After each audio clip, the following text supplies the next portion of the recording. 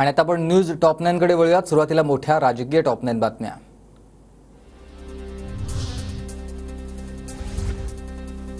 महामंडळाच्या वाटपात शिंदे गटाच्या नेत्यांचीच नावं। शिरसाट सिडको हेमंत पाटील हळद संशोधन केंद्र तर अडसूळ अनुसूचित जाती जमाती आयोगाच्या अध्यक्षपदी। मनोज जरांगे आज मध्यरात्री 12 वाजल्यापासून पुन्हा उपोषण करतील। सरकारला ही शेवटची संधी। मराठा कुणबी एक असल्याचा जीआर काढा। ओबीसी मधून मराठ्यांना आरक्षण देण्याच्या मागणीवर जरांगे ठाम। एसटी आरक्षणाची अंमलबजावणी करण्यासाठी धनगर समाज आक्रमक। पंढरपूरमधील राज्यव्यापी बैठकीत संजय चौगुले यांच्याकडून विष पिण्याचा प्रयत्न। चौगुलेंवर खासगी रुग्णालयात उपचार सुरू। भुजबळांना फक्त दंगली घडवायच्यात। गृहमंत्र्यांना सांगून ठेवतो, माझ्या एकाही माणसाला खर्चटायला नको। आजपासून सुरू होणाऱ्या उपोषणाच्या पार्श्वभूमीवर जरांगेंचा इशारा।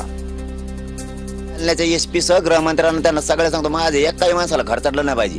हो, मी स्पष्ट सांगतो, ते छगन भुजबळला दंगली घडवायच्यात।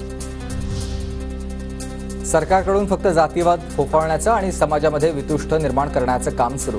विरोधी पक्षनेते अंबादास दानवेंची टीका। अमित ठाकरे विधानसभा निवडणूक लढवण्याच्या तयारीत। मनसे नेते आणि सरचिटणीस यांच्या बैठकीमध्ये भूमिका व्यक्त। अमित ठाकरे माहीम भांडूप किंवा मागाठाणेपैकी एका जागेवर विधानसभा निवडणूक लढण्याची शक्यता।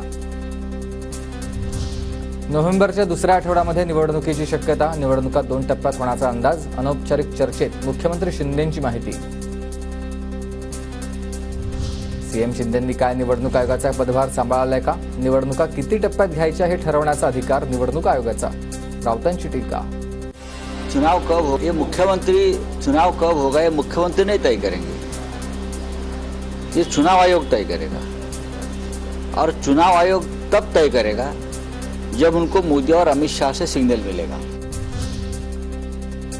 किती टप्प्यात निवडणुका घ्यायच्या हा निवडणूक आयोगाचा अधिकार। शिंदेंच्या अनौपचारिक गप्पांमधील निवडणुकी संदर्भातील माहितीवर अजितदादांची प्रतिक्रिया।